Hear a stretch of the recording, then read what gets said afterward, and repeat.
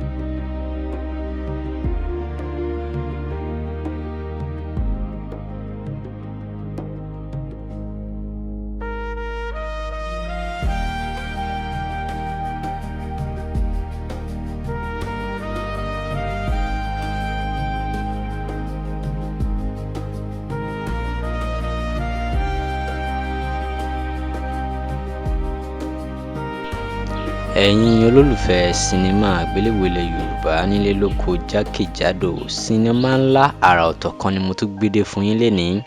Sinimá yìí la pè ní Alààyè Ọkàn. Alààyè Ọkàn sinimá yìí jẹ́ sinimá ńlá, sinimá tó gbẹnu tán, sinimá tó jẹ́ pé ó kọjá kí n ṣẹ̀ṣẹ̀ máa fẹnu ròyìn ẹ̀ fún yín bí. Sinimá yìí ó jẹ́ sinimá tó débẹ̀ tó yẹ kí gbogbo ènìyàn wò. Màá ṣàlàyé fún yín bẹ́ẹ̀ ṣe lè wo fíìmù yìí àti part 1 àti part 2. Màá ṣàlàyé bẹ́ẹ̀ ṣe lè rí wò nínú fídíò yìí. Ẹ máa bá mi ká lọ. Ṣẹ́rí sinimá Alààyè Ọkàn yìí ó jẹ́ sinimá ńlá, sinimá tó gbẹnu tán, sinimá tó gẹ̀rẹ́gẹ̀jigẹ̀, sinimá tó kọjá àfẹnuròyìn. Òun ni sinimá Alààyè Ọkàn yìí. Fíìmù yìí ó débẹ̀ ni. Ẹ mọ̀ pé mo ti ṣàlàyé fún yín pé àwọn fíìmù tó bá débẹ̀ ni màá máa mú wá fún yín ní channel yìí. Bẹ́ẹ̀ ni eléyìí náà ó débẹ̀, ó kọ́ni lọ́gbọ́n. Àwọn òṣèré ńláńlá wọ́n wà nínú sinimá Alààyè Ọkàn yìí tó dẹ̀ jẹ́ wípé ẹ máa nífẹ̀ẹ́ láti wò. Ẹ lè wò tán kẹ́ wá wò pé irú sinimá wo ni wọ́n ń polówó fún yín. Bẹ́ẹ̀ ni sinimá tó jẹ́ pé ẹ máa nífẹ̀ẹ́ sí láti wò ni Alààyè Ọkàn tá a gbé jáde látọwọ́ Ọdúnládé Adékọ́lá. Ọdúnládé Adékọ́lá ló gbé jáde. Àwọn òṣèré ńláńlá dẹ̀ wà ńbẹ̀ tó dẹ̀ kọ́ni lọ́gbọ́n lóríṣiríṣi. Ẹ mọ̀ pé oríṣiríṣi ọgbọ́n ló máa wà nínú sinimá tí Ọdúnládé bá ṣe.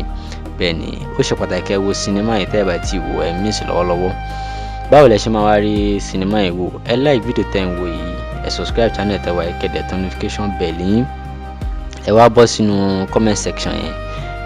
Ẹ bọ́ sínú description box tẹ́ bá fẹ́ wo part 1. Yes, tẹ́ bá fẹ́ wo part 1. Ẹ like fídíò yìí, ẹ subscribe channel, ẹ kẹ́dẹ̀ tán notification bell yín. Ẹ bọ́ sínú description box yẹn. Ẹ máa rí líǹkì tí mo ti fi síbẹ̀ tó jẹ́ part 1 fún Alààyè Ọkàn. Ẹ bá ti rí Alààyè Ọkàn, ẹ máa ti rí link yẹn. Ẹ̀yin ṣá click YouTube link ni official movie láti inú channel Ọdúnládé Adékọ́lá. Ẹ máa wo lójú screen lẹ́sẹ̀kẹsẹ̀ tẹ́ bá ti click ẹ̀. Tẹ́ bá fẹ́ wo sinimá yìí yẹn part 2 kí lẹ máa ṣe? Ẹ like video tẹ́ ń wò yìí bákan náà. Ẹ subscribe sí channel tẹ́ wà yìí, kẹ́dẹ̀ tán notification bell yín. Eléyìí ṣe pàtàkì tẹ́ bá fẹ́ wo part 2. Kẹ́ wá rí dájú pé ẹ comment section pé Alààyè Ọkàn part 2 kí wọ́n bá yín ṣe ẹ̀. Alààyè Ọkàn part 2. Ẹ̀yin ti ṣe tán tẹ́yin fẹ́ wo Alààyè Ọkàn part 2. Ẹ jẹ́ kí ẹ máa comment síbẹ̀ dáadáa wípé Alààyè Ọkàn yìí kó bá yín ṣe part 2 ẹ̀. Bẹ́ẹ̀ ni ó ṣe pàtàkì kẹ́ demand fún dáadáa báyìí. Tẹ́ bá ti demand fún dáadáa báyìí, wọ́n á mú jáde wá sójú ìwòran yín torí wọ́n máa rí pé ẹ̀yin olólùfẹ́ sinimá yìí ẹ ti ṣe tán tẹ́ fẹ́ wo sinimá náà. Wọ́n wá gbé jáde fún yín láti wò.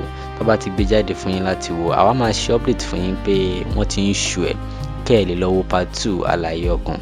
Bákan náà máa fún yín link tẹ́ lè fi wò. Bákan náà ni pé kẹ́ lè lọ wò lẹ́sẹ̀kẹsẹ̀ kí má bàa miss ẹ̀. Eléyìí ló fi ṣe pàtàkì kẹ́ subscribe channel tẹ́ wà yìí, kẹ́ tán notification bell yín. Ẹ ṣé púpọ̀.